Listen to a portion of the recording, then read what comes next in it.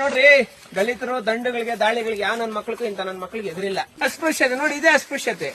ಇವ್ರು ಈ ರೋಡಲ್ಲಿ ಓಡಾಡಿದ್ರೆ ಇವ್ರಿಗೆ ಜಾತೀಯತೆ. ಸಮಾಜ ಕಲ್ಯಾಣ ಇಲಾಖೆ ಸಚಿವರಿಗೆ ಈ ಒಂದು ವಿಡಿಯೋ ತಲುಪಿಸಬೇಕು. ನೋಡಿ, ದುಸ್ಥಿತಿ, ದಲಿತರ ದುಸ್ಥಿತಿ ಕರ್ನಾಟಕ ರಾಜ್ಯದಲ್ಲಿ ನೋಡಿ ಯಾವ ಮಟ್ಟದಲ್ಲಿ ಅವರು ಇವ್ರ ದಾರಿ ಕೂಡ ಬಿಡ್ತೀರಾ. ನೋಡಿ, ಈ ಮರನ ಅಡ್ಡ ಹಾಕಿರೋದು ಇವನು ಬುಗಳ್ಳ ಮಂದಣ್ಣ ಅನ್ನೋನು.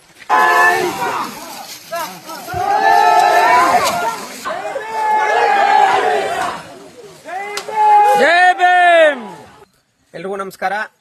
ಕೊಡಗು ಜಿಲ್ಲೆ ಪೊನ್ನಂಪೇಟೆ ತಾಲೂಕು ಕೊಡ್ಚಿ ಗ್ರಾಮದಲ್ಲಿ ಇದ್ದೀವಿ.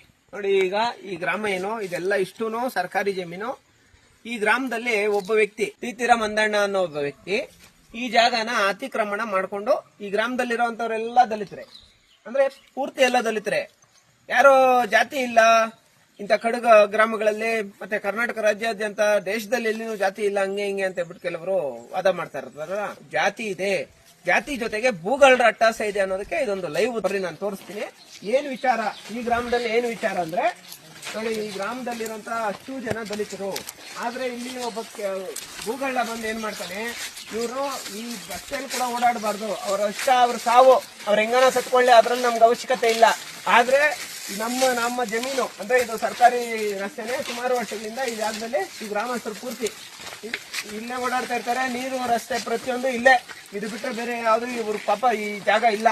ಆದ್ರೆ ಇಲ್ಲೇನ್ ಮಾಡ್ತಾನೆ ಈ ಭೂಗಳ್ಳ ಅವ್ನು ಮಂದಣ್ಣ ಅನ್ನೋ ವ್ಯಕ್ತಿ ಏನ್ ಮಾಡ್ತಾನೆ, ಇವ್ರ ಹತ್ರ ಬಂದ್ಬಿಟ್ಟು ಈ ರಸ್ತೆಯಲ್ಲಿ ದಲಿತರು ಓಡಾಡಬಾರ್ದು, ಇವರು ನೀರ್ ಎತ್ಕೊಂಡು ಹೋಗ್ಬೇಕಂದ್ರೆ ಹಿಂಗೆ ಹೋಗ್ಬೇಕು. ಹೆಂಗ್ ಹೋಗ್ಬೇಕಮ್ಮ ನೀವು ದಾರಿ, ಇದನ್ನೇನ್ ಮಾಡ್ತಾರೆ ಇವ್ರು ಓಡಾಡಬಾರ್ದು, ಇವ್ರಿಗೆ ಏನಾದ್ರು ಮಾಡಿ ಅಡ್ಡಿ ಮಾಡಬೇಕು, ನಮ್ಮ ಜಮೀನಲ್ಲಿ ದಲಿತರು ಬರಬಾರ್ದು ಅನ್ನೋ ಕಾರಣಕ್ಕೆ ಏನ್ ಮಾಡ್ತಾರೆ, ಇವ್ರಿಗೆಲ್ಲ ತೊಂದರೆ ಕೊಡ್ತಾರೆ. ಇಷ್ಟೆಲ್ಲ ಅವಸ್ಥೆಗಳು ಬಿತ್ಕೊಂಡು ಕುಡಿಯೋ ನೀರಿನ ವ್ಯವಸ್ಥೆನೇ ಇಲ್ಲ. ದಯವಿಟ್ಟು ಮಾನ್ಯ ಸಿದ್ದರಾಮಯ್ಯ ಸಾಹೇಬರಿಗೆ, ನಮ್ಮ ಮುಖ್ಯಮಂತ್ರಿಗಳಿಗೆ ಮತ್ತೆ ಸಮಾಜ ಕಲ್ಯಾಣ ಇಲಾಖೆ ಸಚಿವರಿಗೆ ಈ ಒಂದು ವಿಡಿಯೋ ತಲುಪಿಸಬೇಕು. ನೋಡಿ, ದುಸ್ಥಿತಿ, ದಲಿತರ ದುಸ್ಥಿತಿ ಕರ್ನಾಟಕ ರಾಜ್ಯದಲ್ಲಿ ನೋಡಿ ಯಾವ ಮಟ್ಟದಲ್ಲಿ ಅವರು ಇವ್ರ ದಾರಿ ಕೂಡ ಬಿಡ್ತೀರಾ. ನೋಡಿ, ಈ ಮರನ ಅಡ್ಡ ಹಾಕಿರೋದು ಇವನು ಬುಗಳ್ಳ ಮಂದಣ್ಣ ಅನ್ನೋನು. ಈ ಮರನ ಅಡ್ಡ ಹಾಕ್ಬಿಟ್ಟು ಇವ್ರಿಗೆ ರಸ್ತೆ ಓಡಾಡ್ಕೊಳಕ್ ರಸ್ತೆ ಪಡ್ತೀರಾ. ಅಸ್ಪೃಶ್ಯತೆ ನೋಡಿ, ಇದೇ ಅಸ್ಪೃಶ್ಯತೆ. ಇವ್ರು ಈ ರೋಡಲ್ಲಿ ಓಡಾಡಿದ್ರೆ ಇವ್ರಿಗೆ ಜಾತೀಯತೆ. ಎಷ್ಟು ಜನ ಇರೋದಿಲ್ಲ ದಲಿತರು? 95 ಕುಟುಂಬ. ಏನ್ ಮಾಡ್ತಾ ಇದ್ದೀರಿ ಸಮಾಜ ಕಲ್ಯಾಣ ಇಲಾಖೆಯವರು? ಯಾಕೆ ಇವ್ರಿಗೆ ನ್ಯಾಯ ಸಿಗ್ತಾ ಇಲ್ಲ? ಇದು ಕಡು ಗ್ರಾಮ, ಇದು ತುಂಬಾ ಕುಂಠಿತವಾದಂತ ಗ್ರಾಮ. ನೀರ್ನ ಸುಮಾರು ಒಂದು 3 ಕಿಲೋಮೀಟರ್ ಎತ್ಕೊಂಡು ಹೋಗ್ತಾರೆ ನೀರು. ಇಲ್ಲಿಂದ 3 ಗಂಟೆ ಎತ್ಕೊಂಡು ಹೋಗ್ತಾರೆ, ಇಲ್ಲಿ ಬಂದು ಇದನ್ನ ಅಡ್ಡ ಹಾಕ್ತಾರೆ. ಊರಲ್ಲಿ ನೀರಿನ ವ್ಯವಸ್ಥೆ ಐತೆ ನಮ್ಮ ನಿಮ್ಗೆ? ಇಳಿಸ್ರಿ, ಎಷ್ಟೊತ್ತು ಎತ್ಕೊಂಡಿರ್ತೀರಿ ಇಳಿಸ್ರಿ. ಊರಲ್ಲಿ ನಿಮ್ಗೆ ನೀರಿನ ವ್ಯವಸ್ಥೆ ಐತಾ? ಇಳಿಸ್ರಿ, 1 ನಿಮಿಷ ಇಳಿಸ್ರಿ. ಊರಲ್ಲೇ ಇವತ್ತಿಗೂ ನೀರಿನ ವ್ಯವಸ್ಥೆ ಇಲ್ಲ. 3 ಕಿಲೋಮೀಟರ್ ಎತ್ಕೊಂಡು ಹೋಗ್ಬೇಕು. ಆಯ್ತು, ಅವ್ರ ಕಷ್ಟ ಏನೋ ಅವ್ರು ಪಡ್ತಾರೆ. ಈ ಭೂಗಳ್ರು ನೋಡಿ, ಇಲ್ಲಿ ಭೂಗಳ್ರು ಈ ತರ ರಸ್ತೆಗೆ ಈ ಒಂದು ಮರನ ಅಡ್ಡ ಹಾಕೋದು, ಇದನ್ನ ಮಾಡೋ ಅಂತ ಕೆಲಸ ಮಾಡ್ತಾ ಇದ್ದಾರೆ. ಈ ಮರನ ಅಡ್ಡ ಹಾಕ್ಬಿಟ್ರೆ ನೋಡ್ರಿ, ದಲಿತರು ದಂಡುಗಳಿಗೆ ದಾಳಿಗಳಿಗೆ ಯಾವ ನನ್ನ ಮಕ್ಕಳಿಗೂ ಇಂತ ನನ್ನ ಮಕ್ಕಳಿಗೆ ಎದುರಿಲ್ಲ. ಆದ್ರೆ ಇಂತ ಮರಗಳಿಗೆ ಅಡ್ಡ ಹಾಕ್ಬಿಟ್ರೆ ಇವರು ಮತ್ತೆ ಬೇರೆ ಕಡೆಯಿಂದ ಓಡಾಡ್ಕೊಂತಾರೆ ಅಂತ ಹೇಳ್ಬಿಟ್ಟು ಈ ಮರನ ಅಡ್ಡ ಹಾಕೋದು. ಎಲ್ಲ ಕೈ ಹಾಕೊಂಡು ಸಾಕ್ರಿ, ಎಲ್ಲಾರು ಹಾಕ್ಬೇಕು. ನಮ್ಮ ಕಡೆಯಿಂದ ಬರ್ರಿ, ಎಲ್ಲ ಹುಡುಗರು ಎಲ್ಲಾರು ಬರ್ರಿ, ಎಲ್ಲಾರು ಸೇರ್ರಿ, ಹೆಣ್ಮಕ್ಳೆಲ್ಲ ಸೇರ್ರಿ, ಬರ್ರಿ ಎಲ್ಲಾರು.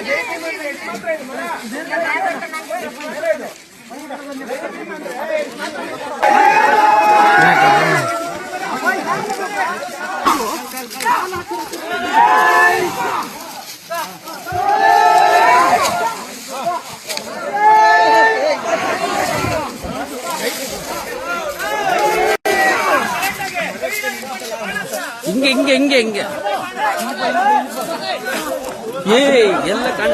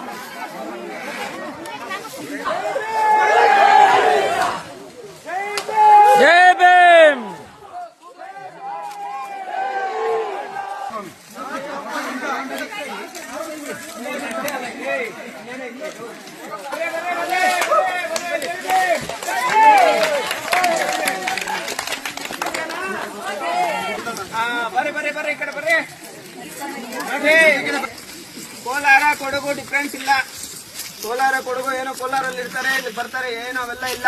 ಮಂದಣ್ಣ ಅನ್ನೋನು 60 ಎಕರೆ ಜಮೀನನ್ನ ನಿಮ್ಗೆಲ್ಲ ಮೋಸ ಮಾಡಿ ಅವನೊಬ್ಬನೇ ಕಾಂಪೌಂಡ್ ಹಾಕೊಂಡಿರೋದಿತ್ತು. ಅವ್ನು ಸರ್ವೆ ಮಾಡ್ಬೇಕಾದ್ರೆ ಅವ್ನ ಕಾಂಪೌಂಡ್ ಅವ್ನಿಗೆ 60 ಎಕರೆ ಜಮೀನು ಎಲ್ಲಿ ಬಂದು ಮಾಡೋರ ಮಾಡ್ಕೊಳ್ಳಿ ಅಂತ ಭೂಗಳ್ರಿಗೆ ಯಾವನು ಎದುರು ಅಂತ ಅವಶ್ಯಕತೆ ಇಲ್ಲ. ಅವನಲ್ಲ ಅವ್ರ ಅಪ್ಪನ್ ಬಂದ್ರೆ ಯಾವನು ಎದುರು ಮಾಡ್ಬೇಕು, ಯಾರಿಗೂ ಎದುರಬಾರ್ದು. ಇಂಥ ಮರಗಳನ್ನ ಹಾಕ್ಬಿಟ್ಟು ದಲಿತರನ್ನ ಎದುರಾಕೊಳ್ಳಕ್ ಆತೈತಿ ಇವರು. ಕೇವಲ 500 ಜನ 28,000 ಜನ ಸೋಲ್ಸ್ಬಿಟ್ಟು ಕೊರೆಗಾವ್ ಯುದ್ಧ ಗೆದ್ದಂತ ವಂಶಸ್ಥರು ನಾವು. ಆ ರಕ್ತ ನಮ್ಮಲ್ಲಿ ಹರಿತಾ ಇರೋದು.